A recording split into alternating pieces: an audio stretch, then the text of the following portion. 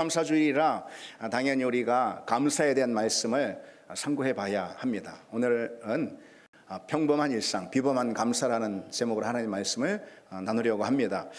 구약 성경에 3대 절기가 있습니다. 3대 절기로 일컬어지는 세 가지 큰 절기가 있어요. 여러 절기가 있지만 그 중에 아주 핵심적인 주요 3대 절기를 말하는 것입니다. 그것은 여러분들 많이 들어보셨죠? 유월절, 그리고 또 맥추절, 그리고 초막절, 이 세 절기가 있습니다. 유월절 같은 경우는 이스라엘 백성들이 이제 출애굽하는 그런 과정에서 하나님께서 애굽의 사람들을 심판의 손으로 치시거든요. 바로 그 심판의 손이 애굽 사람들을 칠 때 이스라엘 백성, 하나님의 백성은 그 심판이 넘어갔다 해서 유월입니다. 넘어가다 할 때 그 심판이 이스라엘 백성들은 면하게 되고 넘어갔습니다. 바로 구원의 역사, 구원의 손길을 만난 것이죠. 그 유월절은 하나님의 그 구원을 기억하고 감사하는 절기라 이렇게 말할 수가 있습니다. 뭐 그런가 하면은 이 초막절 같은 경우는요, 태양력으로 보자면 한 10월경 이렇게 이제 될 텐데요. 이 초막절은 이스라엘 백성들이 그처럼 홍해를 건너 광야로 나와서 40년 동안 광야 생활을 하지 않습니까? 그 40년 동안 광야 생활 가운데 옷이 헤어지지 않고 먹을 것이 떨어지지 않게 하나님께서 지키시고 그들을 보호하셨다. 하나님이 공급하셨다. 그 하나님의 인도하심을 기억하고 감사하는 그런 절기입니다. 특별히 이 초막절은 이 가을철 그 곡물을 다 수확하고 추수한 다음에 그 과정에서 이 절기가 겹치게 됩니다. 이 초막절이. 그래서 수확물들을 가지고 하나님 앞에 감사하는 그런 절기가 또 되기도 합니다. 자, 그러면은 이제 맥추절이 남았죠. 오늘 우리가 진행하는 절기가 이 맥추절인데요. 이 맥추절은 태양력으로 보면은 한 4월, 5월 이 봄경에 이제 있는 그런 절기입니다. 그래서 맥추절은 다른 것이 아니고 이스라엘 백성들이 봄 수확물, 이때 당시의 수확물은 바로 밀입니다.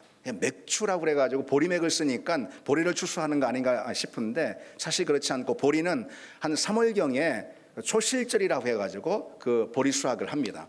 그 다음에 시간이 지난 다음에 이 맥추절을 지내게 되는데 이 맥추절에 사실 수확하는 곡물은 밀이라고 할 수가 있어요. 이 밀 수확을 끝내고 그리고 그것으로 하나님께 감사의 예물로 나아가는 그런 절기라고 할 수가 있습니다. 출애굽기 23장 16절에 맥추절을 지키라. 이는 내가 수고하여 밭에 뿌린 것의 첫 열매를 거둠이라 그랬습니다.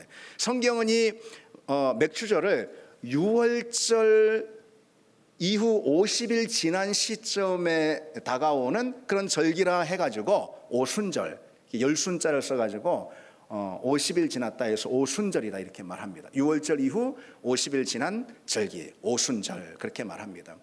하여튼 이 맥추절은요, 이 이스라엘 백성들의 농경 문화, 농경 시기로 보자면은 이 상반기, 전반기에 이 수확물로 하나님께 감사하는 그런 감사의 절기라고 할 수 있어요. 그런가 하면은 초막절은 후반기에 하나님께서 주신 곡물로 인해서 감사로 나가는 감사의 절기라 이렇게 말할 수가 있습니다. 자, 그러고 보면 여러분 한번 다시 떠올려 보십시오. 유월절, 그리고 맥추절, 그리고 초막절, 이 모든 절기는요 감사와 연관이 되어 있습니다. 하나님이 주시는 구원에 대한 감사, 하나님이 공급해 주시는 그런 물질에 대한 감사, 어쨌든 감사와 다 연관이 있는 절기가 이스라엘 백성들의 가장 중요한 3대 절기라는 것이죠.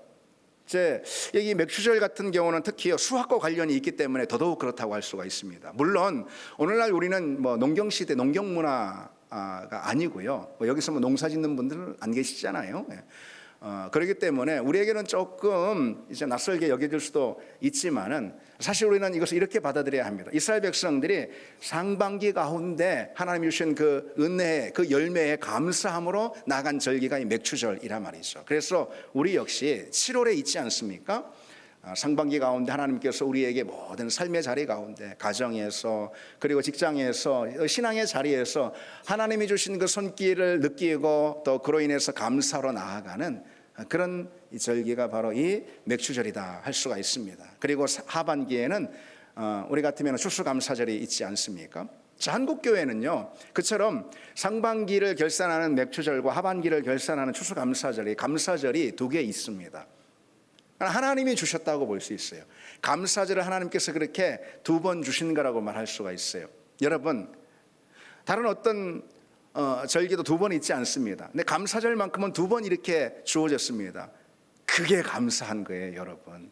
그 사실 자체가 감사한 거예요. 여러분, 하나님께서 너희들은 내게 감사하라. 내가 너희들에게 준 은혜와 그 열매로 인해 그 구원으로 인해서 내게 감사하라. 감사로 나와라 하고선 제정해 주신 이 감사의 절기가 우리에게 이처럼 있다라는 이 사실이 여러분 귀하고요, 감사한 일입니다. 왜 그럴까요, 여러분? 하나님이 그냥 감사절을 우리에게 주셨겠습니까? 하나님께서 우리에게 감사절을 주셨다면은 그것은 무엇을 말해주는 거냐면은 하나님의 의지의 표명을 말해주는 거예요. 어떤 의지요? 감사할 제목을 내가 주마. 아멘. 아멘. 예. 감사할 내용을 내가 주마. 너희가 너의 삶의 자리에서 감사할 것들이 넘치게 해 주마 라는 하나님의 약속과 하나님의 의지의 표명이 뭐라는 거예요? 감사절을 우리에게 주신 것입니다. 예. 여러분, 이 사실을 기억하시기 바랍니다. 그래서 이 감사절이 우리에게 주어졌다는 이 사실로 인해서 우리는 하나님이 우리에게 어떤 분이신지 확인할 수가 있다는 거죠. 하나님은 우리에게 감사의 제목들을 주시길 원하시는 분이에요. 여러분, 중요한 사실이 있습니다. 이 맥주절에 관해서 특별히 맥주절은 단순히요, 곡식을 수확하고 그 열매로 인해 감사하며 하나님 앞에 나아가는 그런 감사절기만은 아니에요. 이 성경을 보면은 성경은 구속의 역사, 구속의 드라마를 우리에게 펼쳐서 보여주고 있는 그런 책이거든요. 이 성경을 보면은요, 이 구속의 드라마 가운데 이 맥주절이 아주 중요한 사건과 더불어서 등장하는 걸 볼 수가 있습니다. 따라서 이 맥주절은 단지 하나님께서 주신 곡식 그 수확물로 하나님께 나아가는 감사하는 절기만은 아니라는 거예요. 그러면은 이 구원의 드라마 가운데서 하나님께서 행해 주신 특별한 그 사건과 이 맥주절이 결부되어 있는데 어떤 사건일까요? 2가지가 있어요. 먼저 구약으로 가면은요, 구약에서는 바로 율법의 말씀을 주신 사건이에요. 이스라엘 백성들이 이제 홍해를 건너 광야로 나와서 이 홍해 건너기 전에 애굽에서 유월절을 지켰죠. 구원을 감사하는, 기념하는. 그 다음에 홍해를 건너서 광야로 나오죠. 그리고 50일 만에 시내산에 당도하게 됩니다. 시내산에 당도하자마자 하나님께서 기다렸다는 듯이 주신 선물이 뭘까요? 율법입니다. 율법의 말씀을 주셔요. 예. 그런데 6월절로부터 50일 지난 오순절, 곧 맥추절인 것입니다. 이스라엘 백성들이 시내산에서 하나님의 말씀인 율법을 받은 그 시점은 다름 아닌 맥추절이었다라는 거예요. 그리고 또 한 가지 중요한 사건이 성경에서 찾아볼 수 있는데 그것은 신약입니다. 여러분, 예수님께서 언제 십자가에 달려 죽으셨죠? 유대 절기로 보자면은 6월절입니다. 6월절 기간에 예수님은 십자가에 달려 죽으셨어요. 그리고 부활하셨죠. 그 다음에 50일이 지나지 않습니까? 50일이 지났다 해서 오순절인데 그 오순절은 곧 어떤 절기라고 그랬죠? 맥주절이라고 하지 않았습니까? 그렇죠. 그 맥주절, 다시 말해 그 오순절에 어떤 역사가 일어났죠? 우리가 너무 잘 알듯이 사도행전 2장에 성령이 기름 붓듯 부어지는 성령 강림의 역사가 일어난 바로 그 시점이 언제라는 거죠? 맥주절이다, 이것입니다. 하나님께서 성경을 통해서 우리에게 펼쳐주신 그 구원의 역사와 그 드라마, 그 중에 가장 결정적인 그 구원의 사건 2가지를 우리가 포착하자면은 바로 말씀을 주신 거죠. 아유, 그렇죠. 당연하죠. 예, 말씀을 주신 사건. 그리고 또요, 성령이 기름 붓듯 임한 성령을, 또 다른 성령을 보내주신 바로 그 사건입니다. 그런데 이 2 사건이 이 맥추절과 연결되어 있다라는 것이죠. 맥추절에 일어난 2 사건은 하나님께서 구약의 광야에서 그분의 말씀을 주신 사건이고, 다른 하나는 신약의 교회 가운데 하나님의 영인 성령을 부어주신 사건이에요. 그게 맥추절에 일어난 놀라운 사건인 것이죠. 여러분 생각해 보십시오. 하나님이 율법의 말씀을 이스라엘 백성, 다시 말해 하나님의 말씀을 당신의 자녀들인 우리에게 주신 그 시점이 맥추절이었다라는 것이 우연일까요? 하나님께서 성령을 기름 붓듯 부어주신 바로 그 사건, 약속하신 보혜사 성령을 보내주신 그 사건이 맥추절 기간이었다라는 것이 그저 우연일까요? 절대로 그렇지 않죠. 하나님은 이 두 사건을 의도적으로 맥추절에 배치하신 거예요. 맥추절의 그 두 사건을 연거푸 주신 거라는 거죠. 그건 무엇을 의미하는 것일까요? 맥추절은 어떤 절기죠? 다른 무엇보다 감사하는 절기. 그렇죠. 맥추절은 감사의 절기인 거예요. 뭘 말해줍니까? 우리가 감사로 하나님께 나아갈 때 그때 하나님께서는 하나님의 말씀을 우리에게 선물해 주시는 거고, 우리가 감사로 하나님 앞에 나아갈 때 그때 하나님 우리에게 성령을 부어주신다는 그 말씀을 우리에게 보여주시고 계시는 거예요. 맥추절에 그와 같이 하나님의 사건들을 주신 이유가 거기에 있습니다. 여러분, 감사할 때 말씀의 은혜가 덧입히는 줄 믿습니다. 우리가 그저 말씀을 읽고 묵상하고 듣고 말씀을 공부하고 또 심지어 말씀을 순종하고 하면은 다 될 줄 아는데 그렇지 않다는 거예요. 말씀을 읽고 듣고 한다고 말씀의 은혜가 우리에게 주어지는 것이 아닌 거예요, 여러분. 실은 언제 말씀의 은혜가 주어집니까? 언제 말씀의 능력이 나타납니까? 우리가 감사로 하나님의 말씀, 어떤 말씀이든 그 말씀이 어떤 말씀, 내 상황이 또 어떤 상황에서 하나님의 말씀을 듣든 그 말씀을 감사로 받을 때 그 말씀이 내게 역사하고 그 말씀이 내게 생명이 되고 구원이 되는 줄 믿습니다. 그래서 우리가 아무리 말씀을 많이 읽는다 해도, 심지어 순종한다 하더라도 그 순종의 자리 가운데 역사가 나타나지는 않을 수가 있어요. 왜? 억지로 하는 순종도 있지 않습니까? 그렇죠. 어쩔 수 없어서 하는 순종도 있지 않습니까? 종교적 습관으로다가 하는 순종도 있지 않겠습니까? 그렇죠? 물론 그런 순종도 귀합니다. 그러나 그보다 하나님이 기뻐하시는 건 뭐예요? 감사로 나가는, 감사로 순종. 어떤 말씀이든 내 환경이 어떻든 감사로 하나님의 말씀을 받고 순종할 때 그때 하나님의 역사가 비로소 드러나는 줄 믿습니다. 성령의 역사도 마찬가지입니다, 여러분. 감사할 때 우리 믿음의 자리에서 성령의 역사가 탁월하게 드러나는 법입니다. 초대교회 성도들이 이 성령의 충만함을 이 예수 그리스도께 약속을 받고 그것을 위해서 마가의 다락방에서 힘써 기도하지 않았습니까? 맞습니다. 그런데 분명한 사실은요, 이들은 주님의 그 약속, 성령을 주시겠다라는 약속을 붙들고 간절히 기도한 것만 있는 게 아니고 감사로 기도했을 것이 틀림없습니다. 왜요? 이 절기, 맥추절 절기 때 마가의 다락방에서 기도한 거 아니겠습니까? 제자들이 성령을 구하며 기도한 그 기간이 맥추절 절기 기간이었어요. 이들이 오랜 세월 동안 그 맥추절을 어떻게 지켜왔습니까? 감사의 절기로 지켜온 거 아니겠습니까? 성경 말씀 있는 그대로. 그러니 이들이 주님의 약속을 붙들고 성령을 구하는 그 기도의 자리에서도 당연히 감사로 나갔을 거예요. 이들이 성령을 간절히 구하며 감사로 나아갈 때 성령이 이들에게 부어졌던 것이죠. 여러분, 우리 역시 마찬가지입니다. 이 중요한 원리를 우리가 잊지 않기를 원합니다. 하나님은 우리에게 정말 최고의 선물이라고 한다면 하나님의 말씀, 진리의 말씀, 구원과 생명의 말씀, 그리고 성령의 은혜인 줄 믿습니다. 그 선물을 하나님이 우리에게 주실 수 있는 최고의 선물이죠. 그것을 이 감사의 절기에 주셨다라는 거, 그것은 우리가 하나님의 선물이면 그 선물이 어떤 선물이든 언제 그 선물을 받을 수 있다는 걸 의미하겠습니까? 감사할 때 받을 수 있는 거예요. 우리의 상황과 상관없이, 우리의 형편과 관계없이요, 우리가 감사할 때 하나님의 은혜와 하나님의 선물은 우리에게 주어지는 줄 믿습니다. 여러분, 이것을 실천하고 도전하시기 바랍니다. 그러면 반드시 성경에 말씀이 있는 그대로 감사를 통해 여러분들에게 주어지는 하나님의 은혜가 있을 줄 믿습니다. 감사는 말씀과 성령의 능력을 활성화시키는 거예요. 그저 우리가 말씀을 읽는다고, 그저 우리가 성령을 달라고 기도하면 되는 것이 아니라는 거예요. 감사로 그렇게 나가야 합니다. 그 감사는 그러면은 말씀과 성령의 능력을 활성화시키고 우리로 하여금 이 하나님의 놀라운 은혜와 그 기적을 받는 열쇠의 역할을 하게 됩니다. 그게 바로 감사입니다. 여러분, 우리가 원하는 것이 있다면 무엇입니까? 신앙의 자리에서 우리가 간절히 원하는 게 있으면 무엇입니까? 그것은 하나님께서 우리에게 다가오셔서 친밀하게 말씀해 주시는 것, 그거 아니겠습니까? 그렇죠?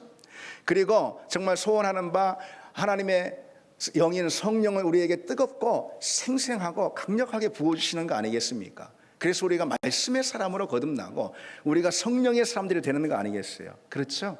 언제이겠습니까? 감사할 때, 감사로 나갈 때. 여러분 기억하시길 바랍니다. 그래서 이 맥주 감사주일 때 우리가 정말 감사의 마음을 다시 확인하고 감사의 입술인가 다시 한번 점검하고요. 우리 손과 발에 감사의 헌신이 있는가 다시 한번 돌아보는 그런 은혜가 있기를 바랍니다. 특히 감사는요, 단지 이런 절기 있잖아요. 맥주 감사절처럼요. 이런 절기 때만 감사하는 건 아니라는 거, 그거 모르는 사람이 없을 것입니다. 감사는 범사에 해야 하는 것이죠. 그래서 우리가 잘 아는 이 말씀, 성경에서 가장 잘 아는 그런 말씀이라고 할 수 있죠. 데살로니가전서 5장 18절에 뭐라고 되어 있죠? 범사에 감사하라. 범사에 감사하라. 우리가 어쩜 성경에서 제일 잘 아는 말씀이면서 또 실천은 가장 잘 못하고 있는 말씀이 아닌가, 이런 생각이 듭니다. 왜? 감사는 하는데 범사가 앞에 붙어서 그렇습니다.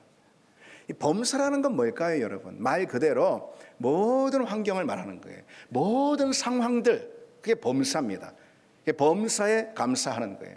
그런데 이 모든 환경, 모든 상황이라고 했지만은 실은 이 범사라는 것은 대개가 우리 일상의 모든 삶의 일과들을 의미한다고 할 수가 있습니다. 왜요? 우리 삶의 자리에 평범한 일상들, 그게 대부분 아니겠습니까? 그렇죠? 그게 거의 대부분의 범사에 속하는 것들 아니겠습니까? 특별하고 예외적인 일들은 크게 많지 않잖아요. 그래서 범사라는 것은 그런 것도 다 포함하는 건데, 그러나 실제적으로 보면은 이 범사라는 것은 우리 삶의 평범한 일상들을 의미한다라고 할 수가 있습니다. 그래서 범사에 감사하라라는 이 말씀은요, 평범한 일상에 감사하라라는 그런 말씀으로 이해할 수가 있어요. 다시 말해서 평범함이 감사로 고백이 돼야 한다는 거예요. 여러분, 우리 감사의 제목은 평범함인 줄 믿습니다. 평범함이 우리 감사의 대상이 돼야 하고 평범함이 감사의 이유가 돼야 합니다. 하나님은 우리에게 선물을 주시는데 그 어떤 다른 것보다 우선적으로요, 평범한 일상을 선물로 주십니다. 실망하셨습니까? 그게 얼마나 값지고 귀한 것인지 여러분도 아실 것입니다. 평범함이야말로 하나님이 우리에게 주신 우선적인 선물인 거예요. 그것을 감사로 받아들여야 하는 것, 그게 바로 범사에 감사라는 것이죠. 근데 가만 보면은 우리는요, 평범한 것을 좀 못 견뎌합니다. 평범한 일상에 대해서 굉장히 그걸 시시하게 여기고 지루하게 여기고 또 거기서 이탈하고 싶은 그런 마음이 들기도 하고요. 그걸 지루해합니다. 우리는 평범한 일상을 못 견뎌하고 그리고 실증을 느끼고 식상해 합니다. 이게 이제 우리 본성이 그래요. 그래서 평범함으로부터 자꾸 일탈하려고 하는 그런 마음이 우리에게 들고, 평범한 것은 하찮은 거야, 이런 생각들이 우리에게 있다는 거죠. 우리의 그 평범함에 대한 어떤 저항감이 우리에게 있습니다. 여러분, 이 시계 초침 소리 있잖아요. 시침이든 초침이든 이 시계 초침 소리를 한번 가만 들어보셨습니까? 어떤 소리를 냅니까? 똑딱 똑딱, 맞죠? 근데 가만 들어보면은 아니에요. 실은 똑똑똑똑 같은 소리입니다. 그래서 그 소리 연구를 하는 소리 전문가들에 의하면은 시계는 똑똑똑똑 한 소리만 낸다는 거예요. 그거는 시계, 그 소리 전문가가 말하지 않아도 우리가 아는 내용입니다. 근데 중요한 것은요, 우리는 왜 그것을 똑딱똑딱으로 들을까요? 그것은요, 인간의 심리 가운데 변화와 리듬을 추구하는 그런 심리가 있기 때문이라고 그럽니다. 똑같이 반복되는 것에서 지루함을 느끼고요, 지루한 것에는 변화를 이렇게 주고자 하는 그런 심리가 우리에게 있다라는 거예요. 그래서 같은 시계 소리인데도 우리는 다르게 똑딱 똑딱 이렇게 리듬을 줘서 우리 시계가 그렇게 돌아간다라고 생각하는 것이죠. 근데 그처럼 똑같이 이 시계 소리의 실증과 이 지루함을 느끼고 있다라는 거예요, 우리는. 근데 시계 소리의 실증과 지루함을 느껴서 그것에 다른 리듬을 부여하는 것이야, 뭐 그거야 뭐 상관없는 일이죠. 뭐 그거야 뭐 무슨 문제가 있겠습니까? 그러나 우리에게 반복되는 평범한 일상도 그처럼 지루함을 느낀다라는 것, 이것은 좀 다른 문제이지 않을까요, 여러분? 그건 평범한 일상을요 감사로 대면하지 못하게 만들 수가 있는 거예요. 평범한 건 지루한 거야, 평범한 건 식상한 거야, 이렇게. 그래서 평범한 것 안에서 감사를 찾지 못하게 만든다는 것이죠. 신앙생활도 그런 거예요. 우리 여러분 매일 하는 신앙생활 보십시오. 매일 여러분들이 뭐 묵상할 내용이 묵상하고, 그리고 또 기도할 내용이 있어 기도할 자리에서 또 매번 동일한 기도를 하고, 뭐 그렇지 않습니까? 그리고 오늘도 주일날 와가지고선 예배 드리잖아요. 뭐 예배 시간에 뭐 주일마다 막 예배 시간에 어떤 특별한 소위 말하는 특순이라는 것이 있고 뭐 그런 게 있습니까?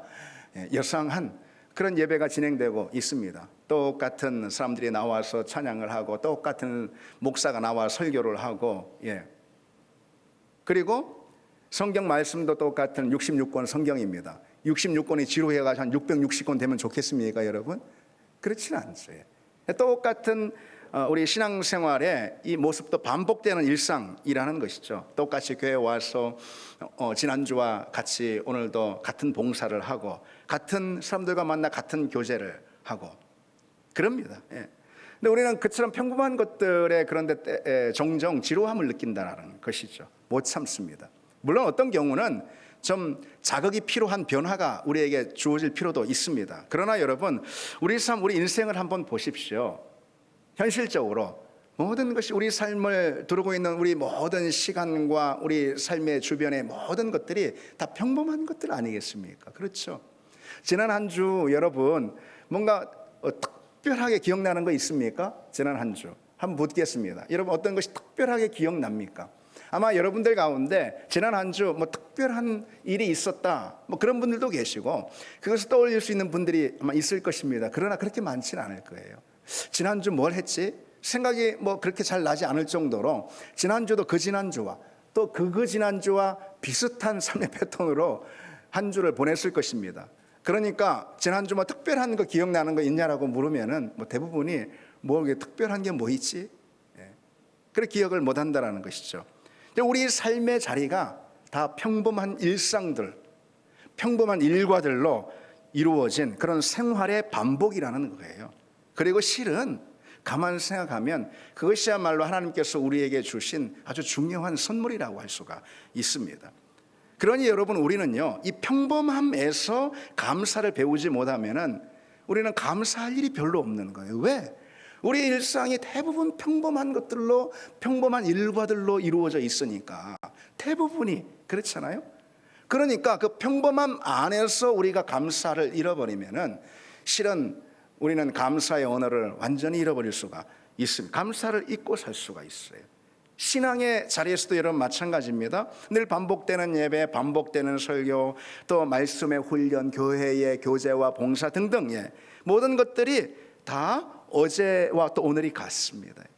평범한 일과들이라는 것이죠. 그러니 여러분, 우리 신앙의 자리에서도 바로 그것에 감사하지 못하면은 감사하지 못한다라는 거예요. 감사를 잃게 됩니다.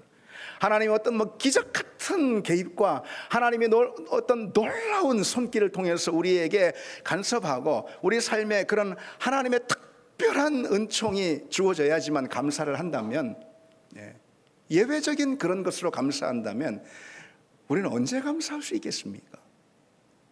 우리의 감사는 대체 언제 있을 수 있겠습니까? 하나님께서 우리에게 범사에 감사하라.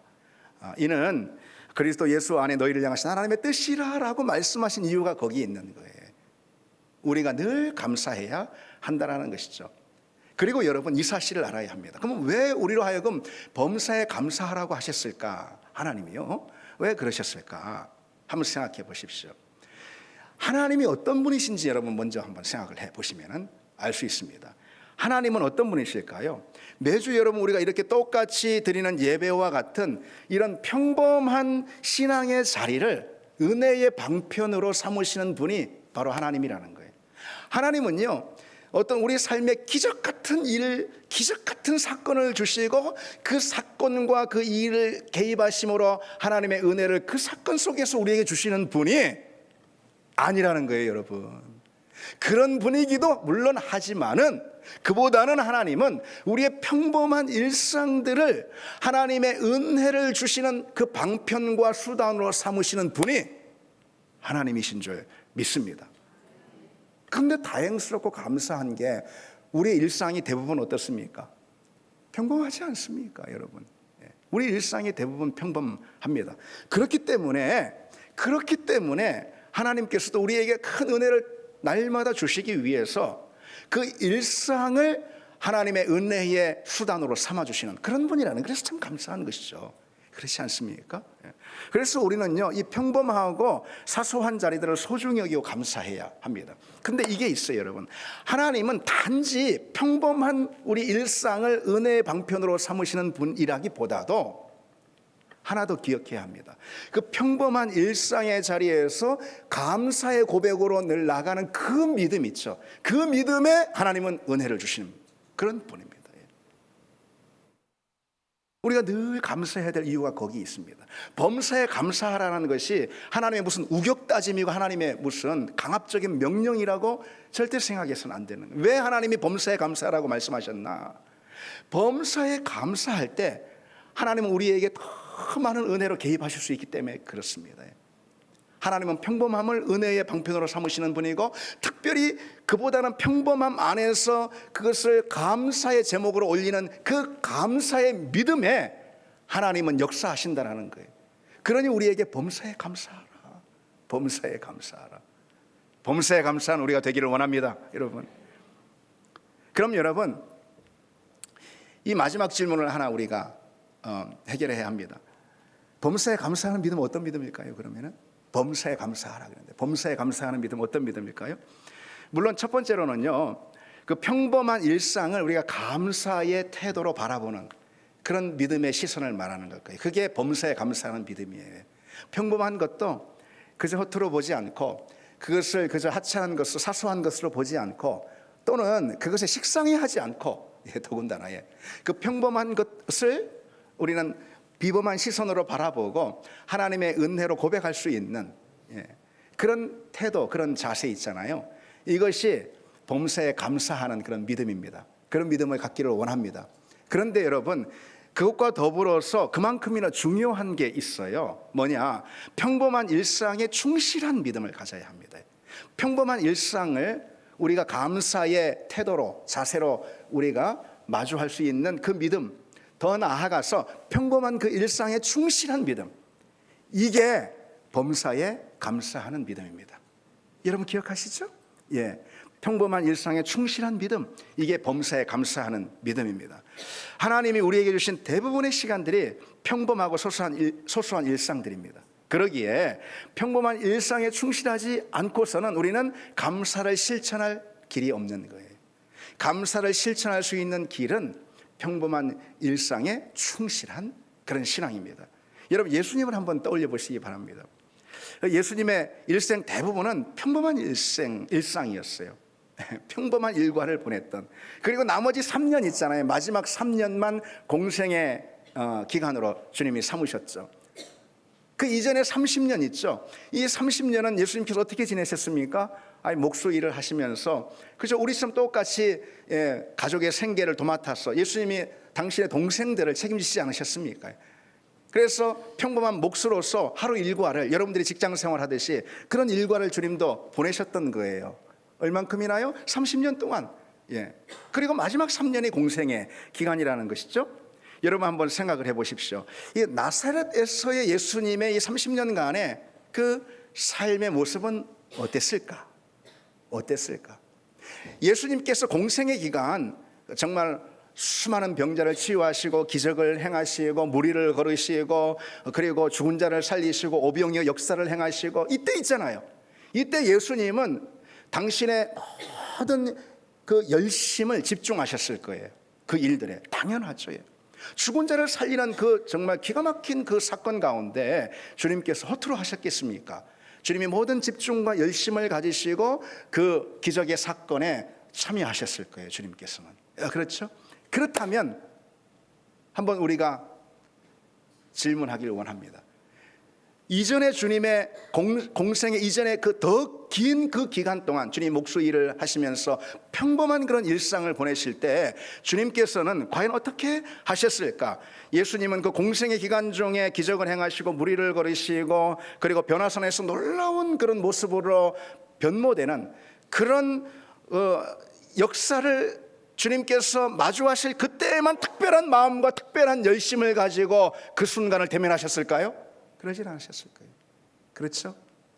주님은 그때뿐 아니라 그 이전에 공생의 이전의 모든 삶도 그런 열심과 충실함으로 대하셨을 것입니다. 여러분, 하나님은 우리에게 날마다 비범한 일을, 기적을 주시는 분이 아닙니다. 다만 우리가 평범한 일상들을 비범한 열심으로 대하기를 원하실 뿐이라는 거예요. 비범한 열심은 어떤 열심입니까? 비범한 열심은 우리의 최선을 다하는 열심이라고 말할 수도 있지만은, 그러나 비범한 열심은 그보다는 어떤 거냐면은 평범한 것을 비범하게 대하는 그 열심을 말하는 거예요. 평범한 것에 충실한 마음, 그게 비범한 열심인 거예요, 여러분. 여러분, 특별한 일에 아주 내 인생에 있어서 정말 둘도 없는 그런 아주 특별한 일이 생겼을 때 열심히 되지 않을 사람 있습니까, 여러분? 암만 게으른 사람도요, 그런 특별한 기회나 특별한 시간에는 열심을 내가 최선을 다하고 충실할 것입니다. 그러나 평범한 일상, 반복되는 일과에 충실하는 것, 사실 그것이 중요한데 왜 범사에 감사할 때 그 범사에 감사에 하나님은 개입하셔서 은혜를 주시는 분이고 또 복을 주시는 분이기 때문에, 그렇기 때문에 평범한 일상, 반복되는 일과에 충실하는 이것이 중요합니다. 그리고 그것을 가리켜서 비범한 열심이라 할 수가 있습니다. 그러한 비범한 열심만이 우리가 범사를 감사로 살아내는 그런 믿음의 능력인 줄 믿습니다. 신앙의 자리에서도 여러분 마찬가지예요. 오늘 우리가 이렇게 예배는 오늘 예배도 지난 예배가 똑같고 또 다음 주도 비슷하겠지. 지금 비슷하지 그럼 어떻게 매주마다 막 특순을 넣어야 돼요? 그렇죠, 여러분. 똑같은 예배, 같은 순서, 그리고 우리에게 늘 부여되고 또 요청되고 있는 기도의 자리도 있지 않습니까? 그 기도의 자리, 똑같은 기도의 자리입니다. 그리고 말씀을 묵상하고 묵상한 대로 우리가 살아내려고 하는 그런 모든 우리 신앙의 내용들이 다 평범한 그런 일과라는 것이죠. 여러분, 바로 그러한 평범한 일상, 믿음의 일과 가운데 하나님은 복을 주시는 분임을 믿습니다. 그래서 바로 그 자리에서 섭리하신 하나님을 바라볼 줄 아는 믿음의 눈을 우리가 가져야 한다는 것이죠. 여러분 기억하시기 바랍니다. 하나님의 역사는요, 비범한 일들을 통해서, 기적 같은 그런 간섭을 통해서만 하나님의 일이, 하나님의 역사가 나타나는 것이 아니라는 것이죠. 오히려 하나님의 일은요, 비범한 감사를 통해서 우리에게 주어짐을 믿습니다. 비범한 감사라는 것은 특출난 감사를 의미하는 것이 아니고 평범한 일상을 비범하게 바라보고 그 안에서도 감사를 잃지 않는 그 감사의 고백, 이것이야말로 비범한 감사라고 할 수가 있습니다. 하나님은 그것을 비범한 감사로 여겨주시고 그 비범한 감사에 걸맞는 축복과 은혜를, 그리고 능력과 기름 부으심을 우리에게 주시는 줄 믿습니다. 그럴 때 우리 삶이 비범해지는 거예요. 그럴 때 우리 삶이 비범해지는 것입니다. 우리가 평범한 일상에서 비범한 감사를 드릴 때 하나님이 간섭하시고 역사하시기 때문에 우리의 평범한 일상이 비범한 삶이 되는 것입니다. 여러분, 우리의 삶이 어떻게 비범해지고 위대해지는지 여러분 이제는 아셨을 것이라 봅니다. 평범한 일상을 감사로 대면하는 여러분 되시기를 바랍니다. 같이 우리 찬양 드리시겠습니다.